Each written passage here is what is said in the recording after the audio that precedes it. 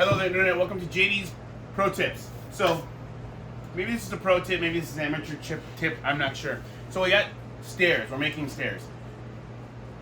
We're not routing in the stringers. We're going to put the stringers, we're not routing in the treads. We're putting the treads between the walls, or we're doing a skirt board, but each tread sits on their cut stringer and goes between. So what we need is a stair jig, so we can set our angles in case they're not perfect. And I couldn't find a stair jig, so we're going to make a stair jig. So, gonna rummage up some things throughout the garage and we're gonna make it happen.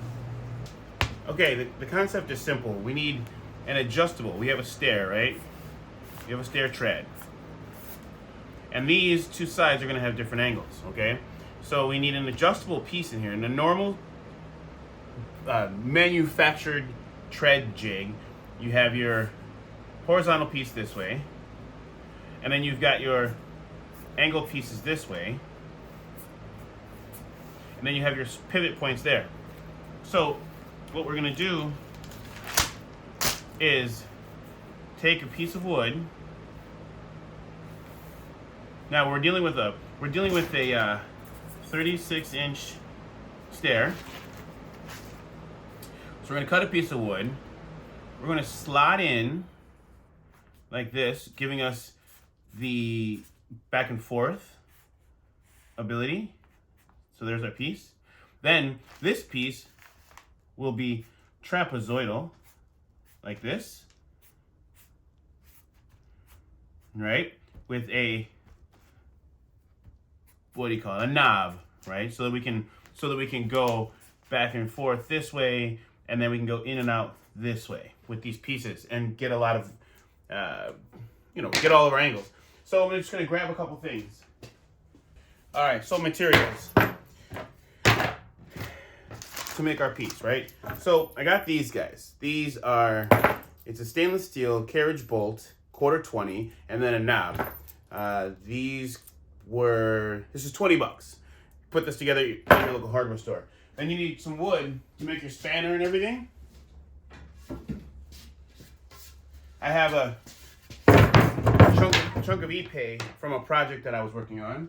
We're gonna use that. So the nice part, we're gonna make it nice, okay? So we'll have an epay, all the pieces will be epay, so that the carriage bolt won't slip out. Once we get it all in place, we can do our grooves in and it will stay stable and we'll be able to make all of our cuts. So, let me get a pencil. Our staircase is 36 inches wide, okay? And we have an 1.5 inch skirt board on either side, okay? So that gives us a 34.5 inch tread length. So we're gonna make our piece 34. So basically, let's just go here,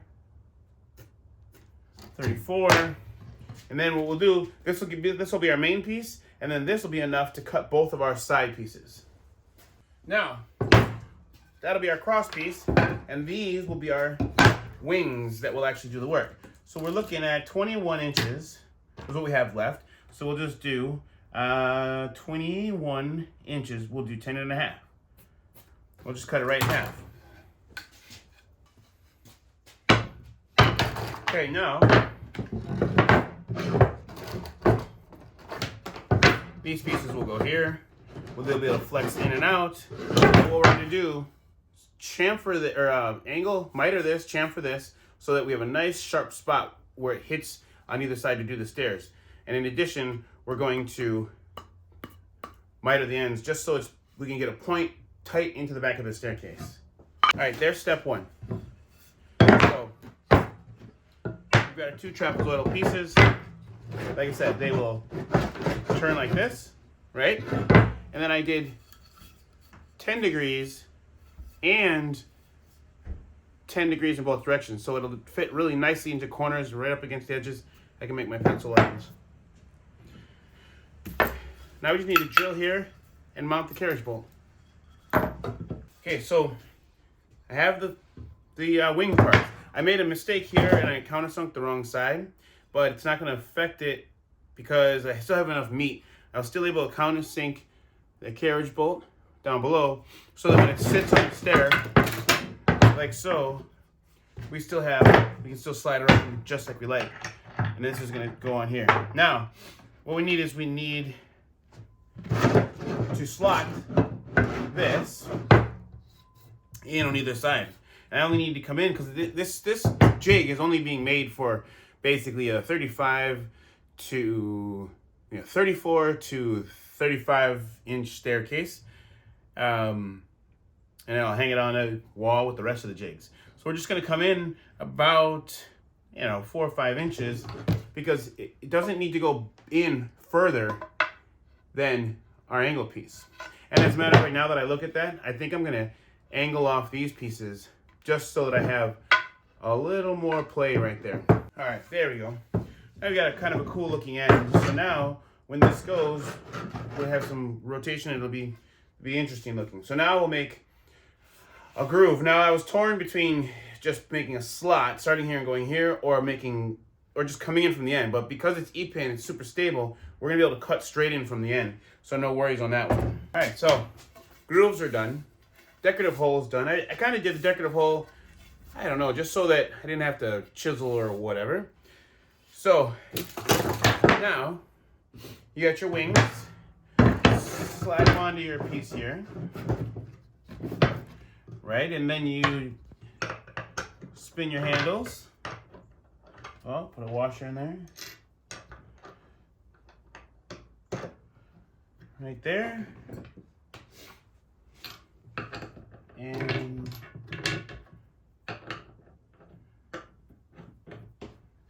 right there. Now, just do a quick measurement. Make sure we can get a 34 and a half.